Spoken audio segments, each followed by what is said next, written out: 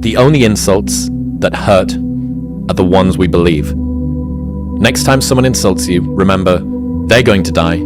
Everyone will forget about them. And if no one will remember them, then you might as well forget about them now. They are irrelevant. Your dream, your actions, your outcomes. I mean, I put almost everything immediately to death. And that's like, maybe it's a coping mechanism, maybe it's a perspective mechanism. So it's like, if you hate someone, it's like you can just look at them and be like, oh, you're gonna die eventually. And so it sounds so silly, but just connecting those two dots, I was like, wow, that's incredibly peace-giving. So like, why have a vendetta when life will take care of them for me? But all that to say, these things that people cast on us, it just whispers in the wind. Right? Like, if we think that our whole meaning is so infinitesimal, the idea that someone else can influence our trajectory when they themselves will disappear and become irrelevant seems so silly to me. And they don't have our best interest at heart. No. They have the opposite of our best interest. Yeah, they're literally trying to destroy you. What about the only insults that hurt are the ones we believe? What about that? Oh, yeah. Because I, like other people, get offended with things. And then I've also had times where someone says something with the intention to insult and it doesn't. And I was like, how can I get that to happen every time?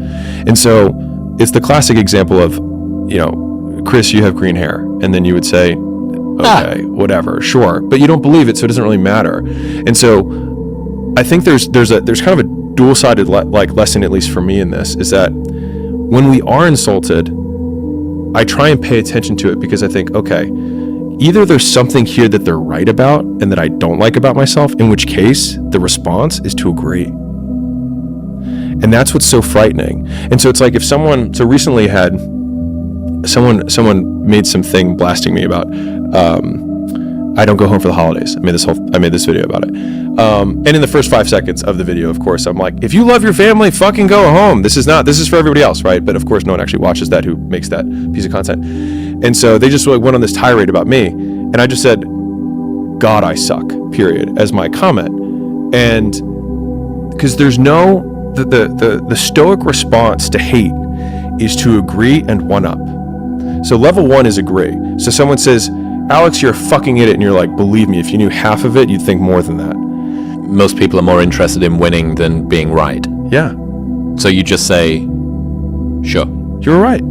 Yeah, Alex, you're an idiot. All of your business advice is terrible. I'd be like, you're right. Now what? Where do we go from here? Right? Wasn't that fun?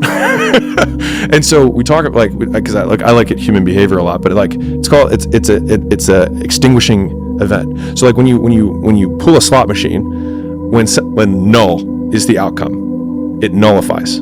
Agreement is the ultimate nullifier for insults. And I think that, like, if the faster I reprogram that, so it's like, if you ever feel insulted, either, like, first, is it true? Like, if you are insulted, you believe them. Okay. Do I believe them because there's an element of truth? If there's an element of truth, why am I insulted? I should agree with them. It's just because we have some ego behind it of like, I'm going to be perceived a certain way. Or maybe because it's poking a hole, it's wedging into the inauthenticity that someone has brought into the light, something which we thought we were able to keep in private. One of my other life goals is to die with no secrets. Why? Because if we think about, at least for me, if I think about authenticity, to be seen as I truly am, then I would have no secrets. And I try really hard to not hold anything back, content or otherwise, so that I don't want to have 100 faces. Because if you always have something in the back room, then it means that to these people, you're this person and this is in the back room. To these people, you're this person in the back room. But the fewer back rooms I have, the more everyone is in one room and I can be just me. And that means that some people will hate me, and some people will like me, but they will actually like or hate me, not the idea or some facet, like we were saying earlier, like when you're in a relationship, putting on the act and being the performer. They're not hating the idea of me. They actually hate me. And at least there's some weirdness about, like, at least that's true. There's a lesson that I learned from Rob Henderson, which is like an interesting addition to what we're talking about here. And he asked the question, why do we feel insulted, or why do our cheeks flush when somebody accuses us of something that we know that we haven't done?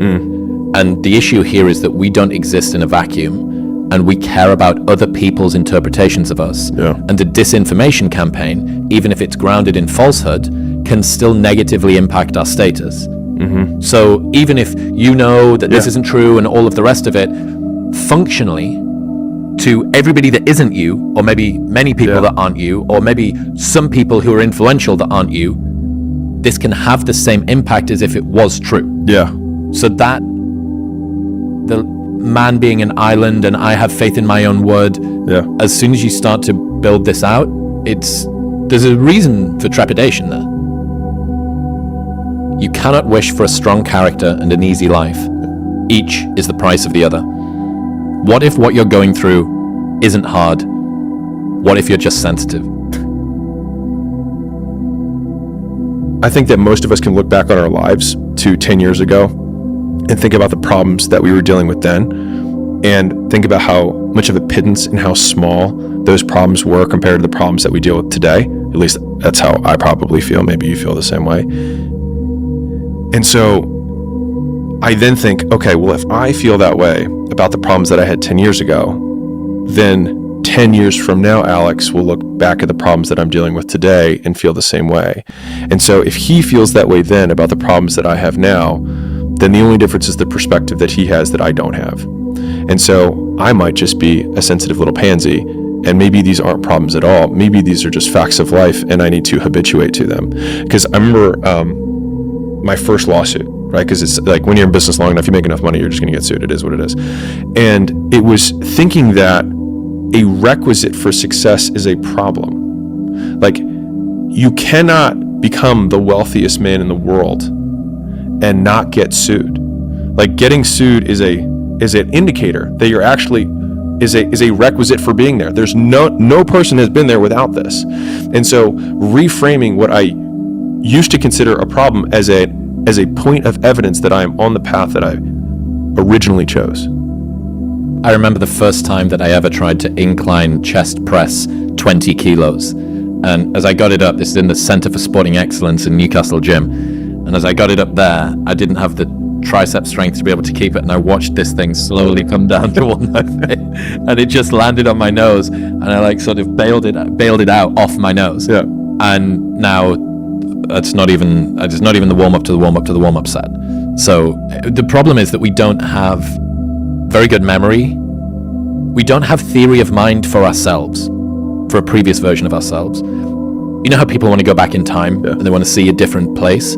I would love to go back in time in my own mind and remember the texture of my own existence and what were the things that I thought about.